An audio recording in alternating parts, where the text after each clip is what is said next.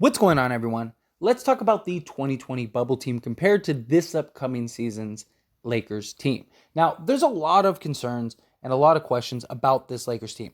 Are they going to suck? I see so many comments, so many people, Laker fans, of course, the trolls, of course, the haters, things like that. But I do see a lot of Laker fans that are just like, this team's not going to be very good. They're just a play-in team, this, that, and the other. And I really wanted to break this down and have a conversation because, one, I don't know how anyone can come to that conclusion, uh, primarily because this is an entirely new team, and we have no idea how well this team is going to gel, how good these players are going to be, how the coaching is going to be. I mean, you got to think new coach, new players, new atmosphere, new chemistry, new offense schemes, new defensive schemes, new play sets, new everything.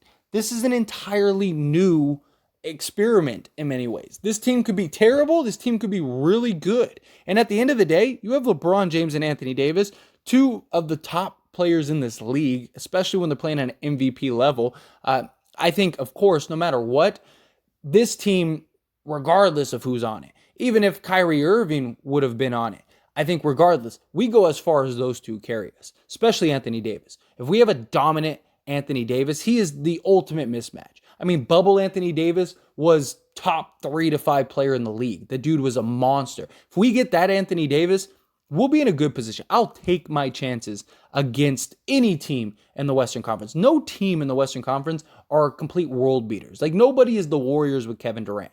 Every team looks beatable.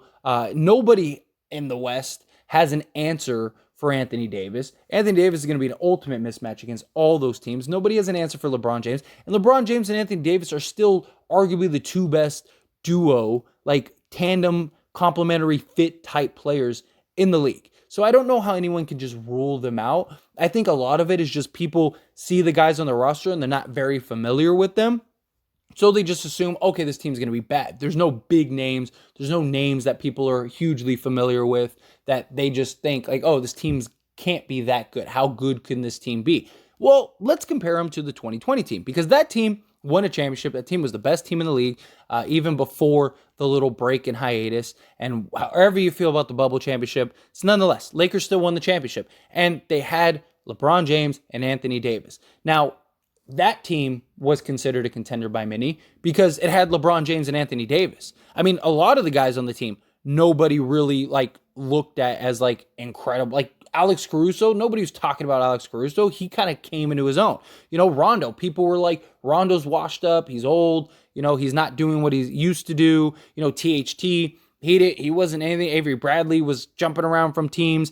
JaVale McGee. JaVale McGee was a guy that for a long time had asthma. And I mean, not that he doesn't still, but he has asthma and he can only give you 10 minutes a game. Like that was the narrative. Dwight Howard was, not the Dwight Howard of old. He was struggling to get on teams. He was out of the league or had the potential to be out of the league. Like all of these guys were guys that people were writing off. I mean, even Danny Green, Danny Green was the big prize acquisition and he forgot how to shoot.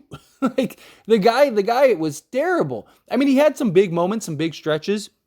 He did have some solid moments, and you even had Kyle Kuzma, but Kyle Kuzma was a big question mark. Nobody knew how his fit was going to be. The only reason the Lakers kept him is because ideally he was a better fit than a Brandon Ingram, but still none of these guys, even KCP, KCP was, again, another sort of journeyman, a guy that was he was only on the Lakers and got the contract that he got was because of Clutch Sports. Even Clutch, kind of the hint, hint, wink, wink. If you do this for us, maybe LeBron James will come. And then LeBron James came and it was okay, cool. So it worked out. It was you scratch my back, I'll scratch yours type thing.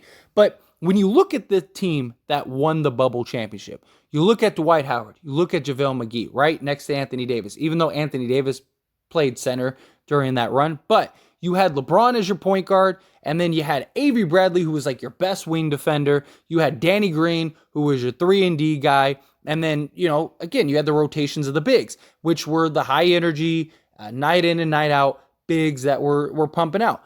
Okay, great. You had KCP, who he was the best three-point shooter on that team, shot about 38%, but only on 3 attempts per game. The next best was Kyle Kuzma and Danny Green around 36%. Outside of that, everyone else was below league average. or right around league average. So we weren't a very good three-point shooting team. We only shot 34.5%. We were below league average from a three-point stance. We were just really good defensively. We had LeBron James, we had Anthony Davis, and that was how it looked. We rode our championship run and being the best team in the league on our defense. We didn't have a problem scoring. Even last year, as terrible as the Lakers were last year, we didn't have a problem scoring. We just couldn't stop anybody. We would score 115 points and give up 130. And that was the difference. So this bubble team wasn't that good. And the team we have now, in my opinion, is much better than that bubble team.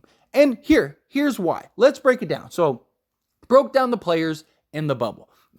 Right? You had your Alex Caruso, who was a big standout. He was great. Played defense, was a solid rotation guy. Rajon Rondo was playoff Rondo, right? I mean, he couldn't miss from three in the bubble and in the playoffs and just was great. I mean, playoff Rondo is a real thing. But how effective were they really? They were just rotation guys. They had moments here and there, but they were nothing more than rotation guys. They weren't the star guys. KCP was the third option. He was their third best player and their third most consistent player night in and night out. So you basically had LeBron and Anthony Davis right in a high.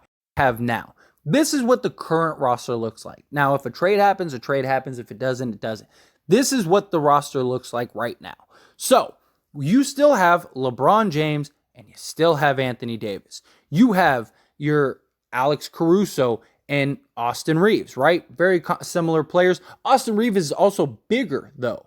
Now, you also have Thomas Bryant and Damian Jones, who are younger, more athletic, and more versatile. Both these guys not only offer high energy, but can shoot the three ball, step out. You could even play these guys at the four if you need to. And that was a huge thing. That was what made the Lakers so great that year, was our size. Last year, we didn't have the size.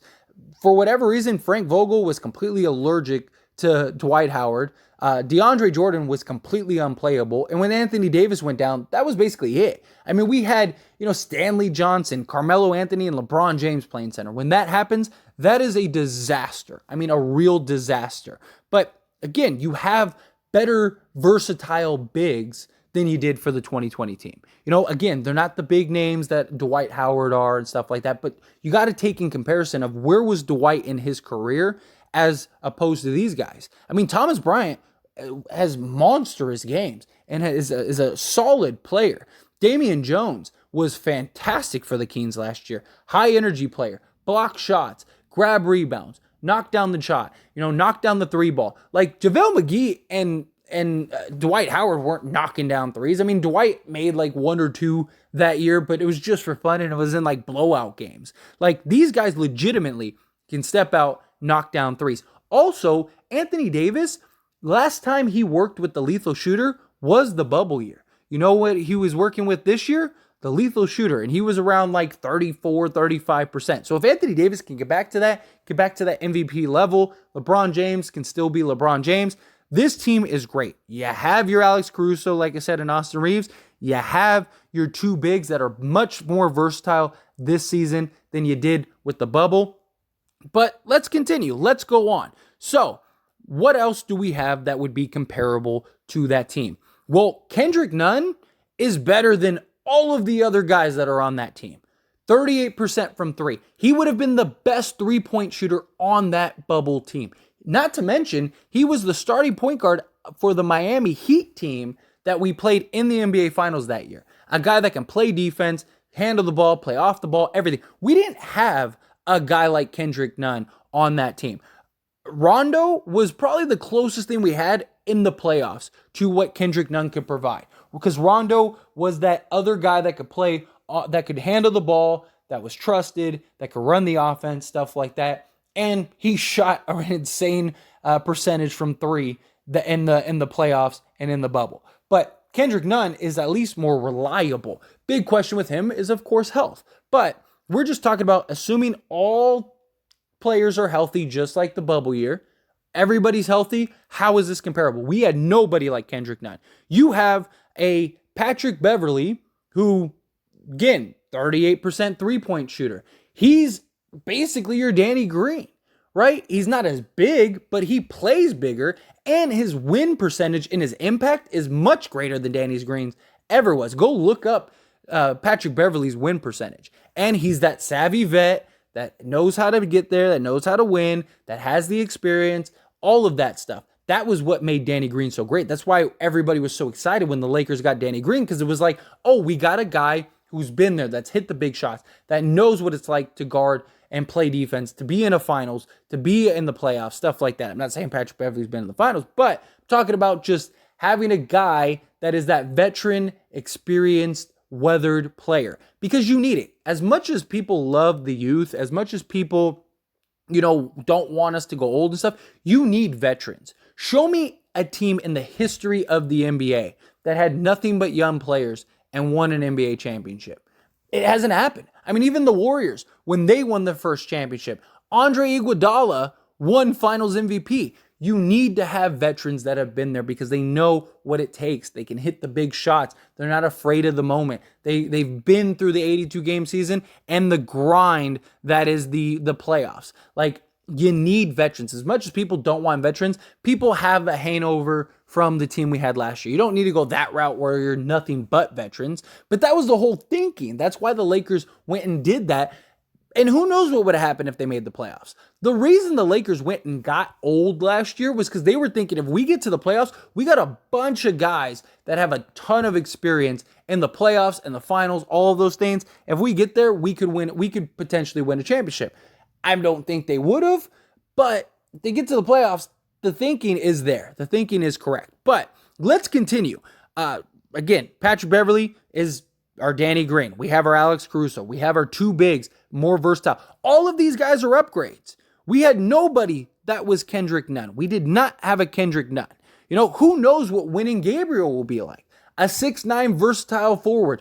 The only thing the Lakers told him was, if you want us to pick up your option, you want to stay with the team, we need you to improve on your three-point shooting. If you can be a knockdown three-point shooter, then we will keep you. And I would imagine the Lakers actually, had him prove that before they continued to sign him. Now, you got JTA. Young player, young wing, got some size. Wasn't a huge rotation guy for the Warriors, but he's a guy that has won championships, that has experience, that knows what it takes, that can be a locker room guy, that can come in a pinch if need be, all of that. That is huge. Again, a guy with experience that is very important to this team. But Walker. Now, Walker is a guy that, again, we did not have that kind of player on the bubble team. Walker's a guy that could very well get you 15 a night, at the least. I mean, the guy has done it before. He also had a season where he shot 40%, which, again, if he could replicate that, then he would have been the best three-point shooter on the bubble team. We have guys that are upgrades over the bubble team. And so that's why I don't understand the whole thinking of, like, this team is going to be terrible. How do we know? New coaching, new players, new everything. Not just that, but Darvin Ham is going to be better than Frank Vogel. Jason Kidd was the coach of that bubble team. The Lakers wanted Jason Kidd to be the face, but they wanted him to kind of have the shield, this, that, and the other, and they didn't, it was a whole thing. Go look into it. There were reports, there were everything. Jason Kidd was the main coach. As soon as he left, it's not a coincidence that everything went to just dirt, right? As soon as Jason Kidd left, he was the coach. He was the guy that the players respected. He was the guy that the players listened to. He was the guy that ran the offense and got them orchestrated and got them working out. Frank Vogel was the defensive guy. Jason Kidd was the coach. Frank Vogel was just the face of them. And as soon as Jason Kidd left, the Lakers were terrible. Not going to happen with Darvin Ham. Darvin Ham is going to be the face, but he's also going to be the Jason Kidd role. He's a guy that the players respect. He's a guy that can get these players to buy in. And we didn't have a single player like Russell Westbrook. None. However you feel about Russ and the fit, yes, it is a real problem. But Frank Vogel did Russ no favors last year. I'm not saying Russ wasn't part of the problem, but he wasn't the problem. That's the thing. And if Darvin Ham can get Russell Westbrook to even just be half effective. Because that was the thing. He wasn't effective last year.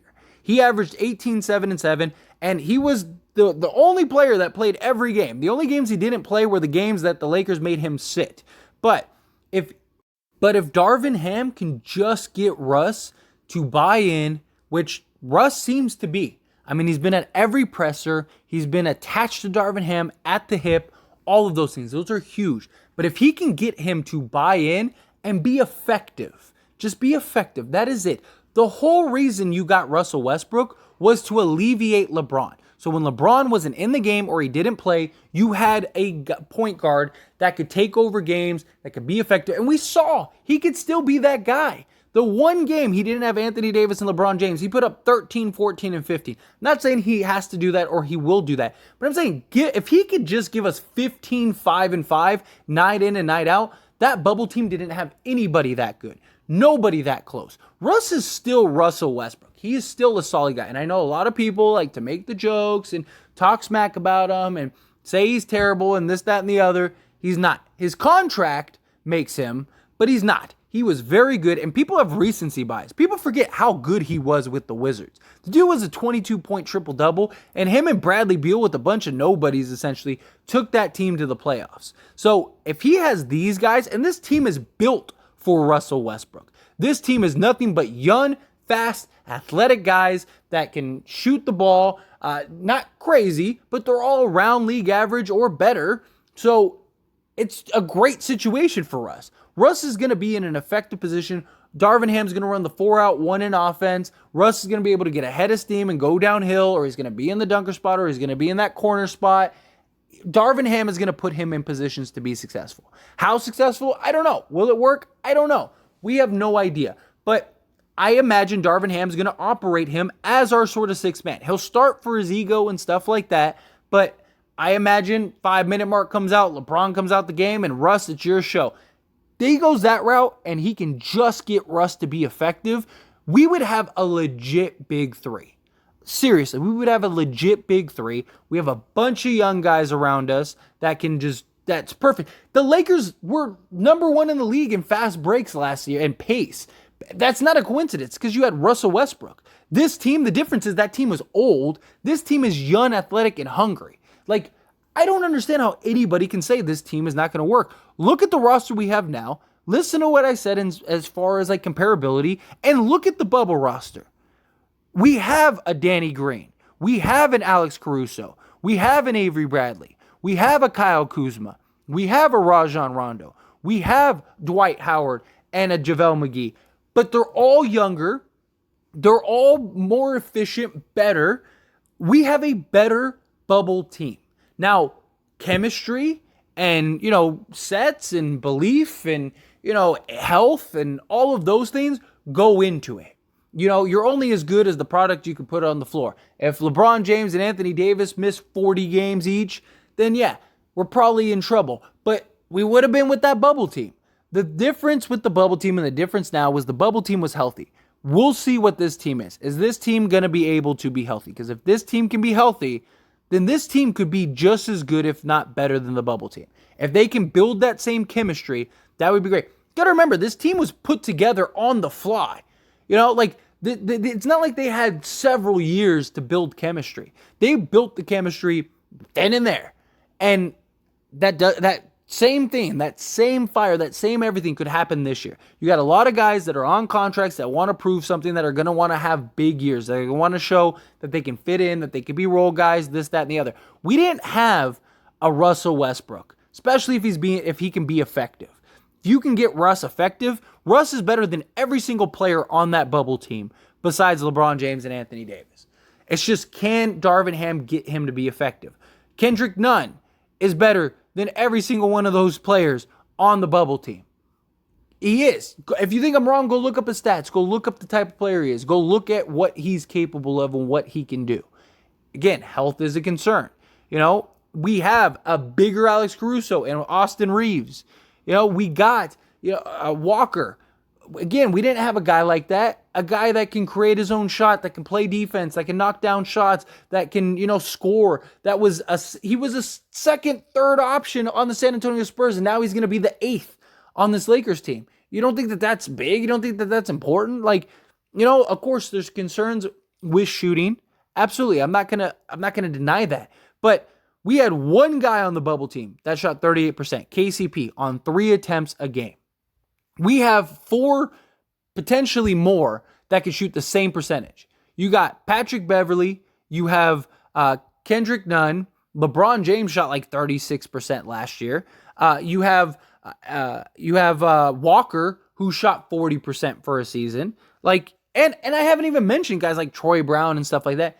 This team could be very, very good.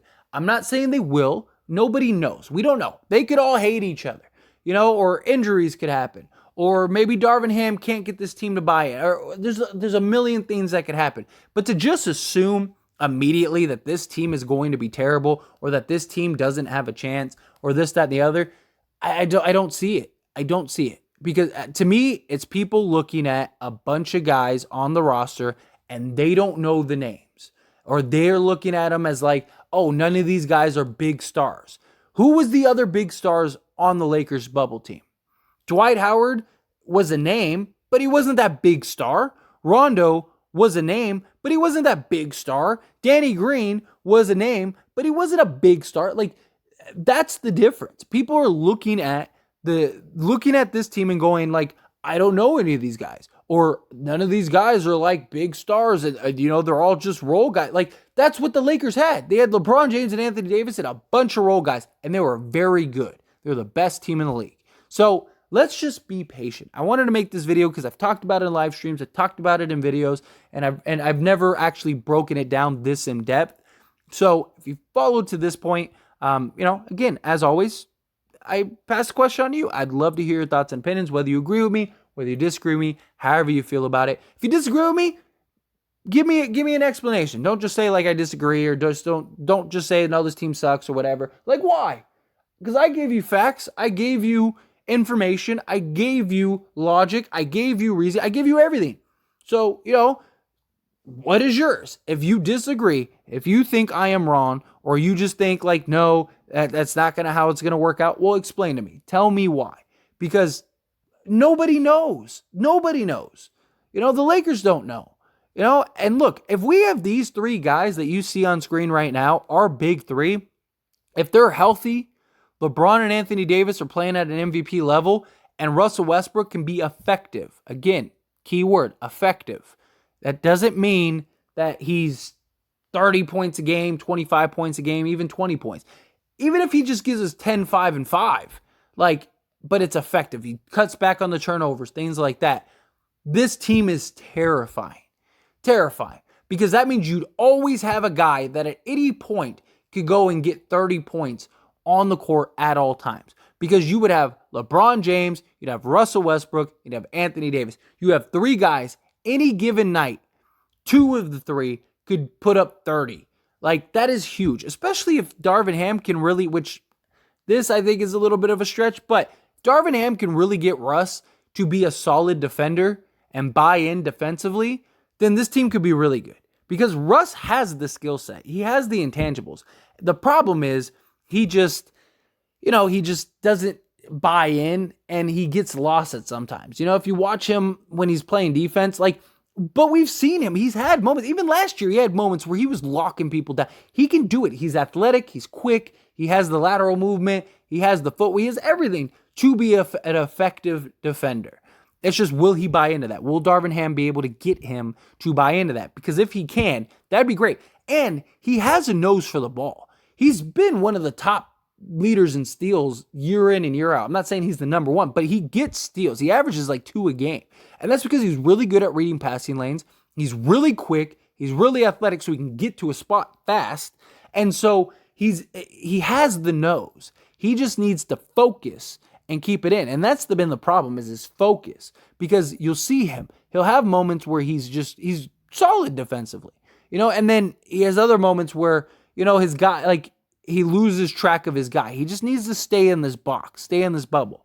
But anyway, However you feel about it, I'd love to hear your thoughts and opinions down in the comment section below. Quick little shameless plug, everyone. If you enjoy my videos and commentary here on this channel, As It Stands Lakers, then check out the link down in the description below and go subscribe to As It Stands. Believe it or not, As It Stands was the first channel. If it wasn't for that channel, this channel would never have existed. Because of the success of that channel, it led me to want to create this Lakers channel. So do me a huge solid. If you're not subscribed over there, go check that out. Go subscribe over there. I talk all things sports, all teams, things like that, not just the Lakers. So if you just enjoy my commentary and want to hear me talk about other things, or you just, are a fan of other sports and other teams, go check that out. I promise you will not be disappointed. That being said, hit that like button. Helps me out a lot. Lets me know you enjoy these types of videos, and I truly appreciate it. If you're not subscribed to the channel, hit that subscribe button, followed by the bell notification. Stay up to date with all things sports. Join this wonderful community and all of our discussions. I'll see you all in the next one. Thank you.